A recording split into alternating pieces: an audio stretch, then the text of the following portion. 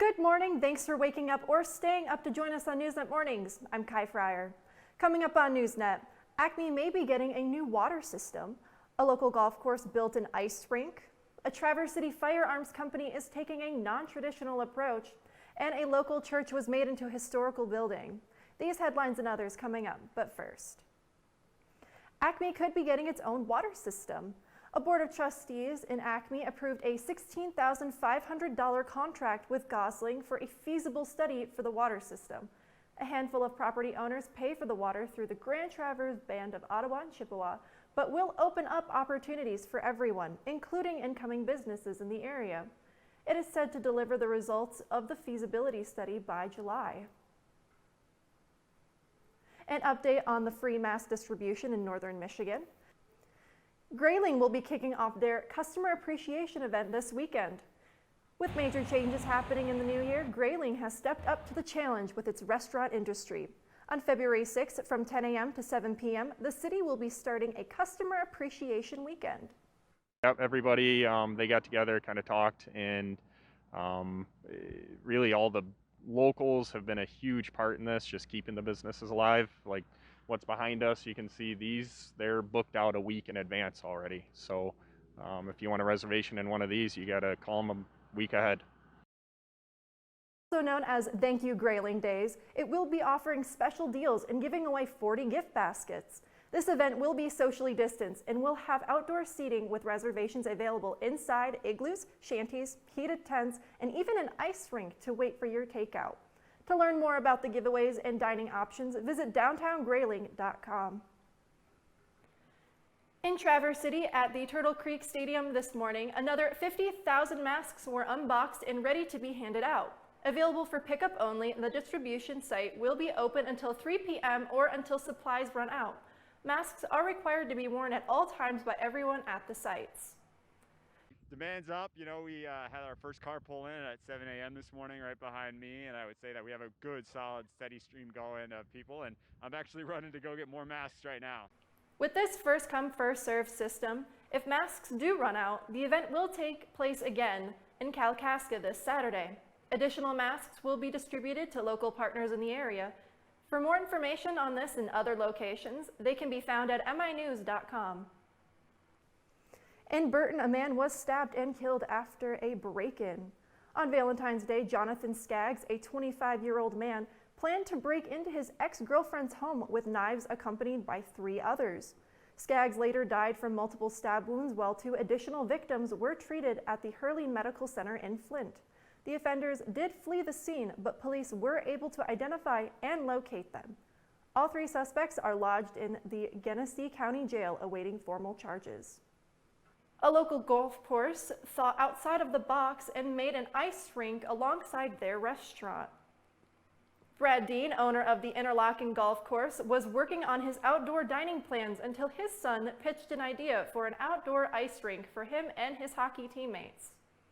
Before we knew it, within about 3 days, they had gathered a bunch of community support from Spence Brothers Construction, Elmer's. They brought the water pumper out here and filled it with water, and hence 3 days later, the boys were skating on the rink. The golf course is available for outdoor seating, and reservations are highly encouraged. For more information about dining and skating at the Interlochen Golf Course, visit our website at minews.com.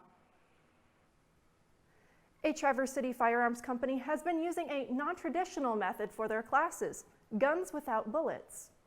With classes dedicated to beginners and experts, this range offers courses on what firearms are made of and how to safely handle them. So I think there's a lot of reasons why people choose to shoot.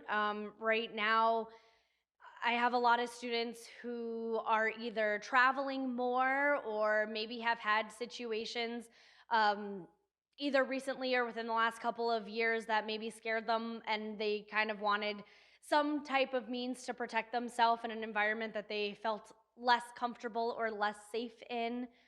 A lot of it is just about self-defense and the ability to protect themselves.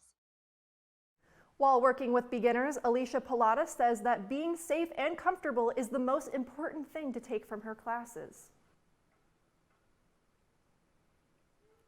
A shooting occurred recently and left several people injured and one detained.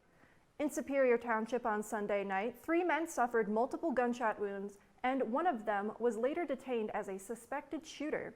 2 men were taken to the nearest hospital, while a third had driven himself. All were in serious condition. Anyone with information about the incident should contact the Washtenaw County Sheriff's Office anonymous tip line at 734-973-7711. Still ahead on Newsnet, Vic McCarthy will join us after the break for some national headlines, and then our weather authority will have your local forecast, and sports is after that. Don't go anywhere. Newsnet continues. While winter has arrived, road conditions are something that should not be overlooked. With the potential of snowstorms and icy road conditions, anything can happen.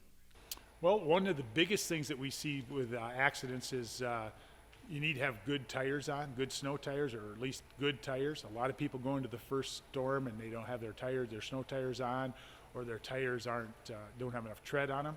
So it really is important that you have good tires on it. Also need to make sure that you have your filters and stuff cleaned out, and make sure that your brakes are working well. Winter safety kits with supplies like blankets, water, tow warmers, and flares could help if road conditions worsen. It is also recommended to wear boots instead of sneakers while driving. You know, in general with the road commission, you need to be very careful around our equipment. If you see the green lights flashing, that's one of our plow trucks. And you need to keep a safe distance back. And again, don't crowd our plows. They need room to work. When we're coming up to an intersection, it's very likely that we're going to back up across that intersection to make a right turn into it, or just to clean up the intersection. So we back up a lot, so never pull up behind a plow. Again, make sure you can see the mirrors, because we can't see you if you can't see our mirrors. It is recommended that you do not pass a plow truck, as they are putting down salt for your safety. If passing is necessary, pass on the left-hand side to avoid the wings on each truck and the force of snow being moved into the ditch. Also, give yourself 4 times the space between your vehicle and a plow truck. In Cadillac, I'm Kai Friar reporting for Newsnet. Guardian Angel Church, established in 1882 and completed in 1890, was formed by the Catholic community in the Manistee area. Built by Adolphus Druiding in the German Gothic style, the church features rounded arches inside of the building as well as religious artwork throughout. It's locally significant because a lot of people have a history here. It's a prominent building in Manistee. It's the tallest building in Manistee. It certainly draws people in when they're coming through town to see, what is that? Because they see that steeple on the skyline. While researching the history of the church for almost a year, the church was named a historical site in April of 2020. Through the continuous renovations of the building, it is hoped that the church be fully restored. The building is available for weddings, funerals, and other private services. It ended up being historically significant because of the architectural style, but we didn't know that even going into this project, that it had that unique architectural style. We were sort of justifying its role in the community and the evolvement of Catholicism in Manistee. In Manistee, I'm Kai Friar, reporting for Newsnet.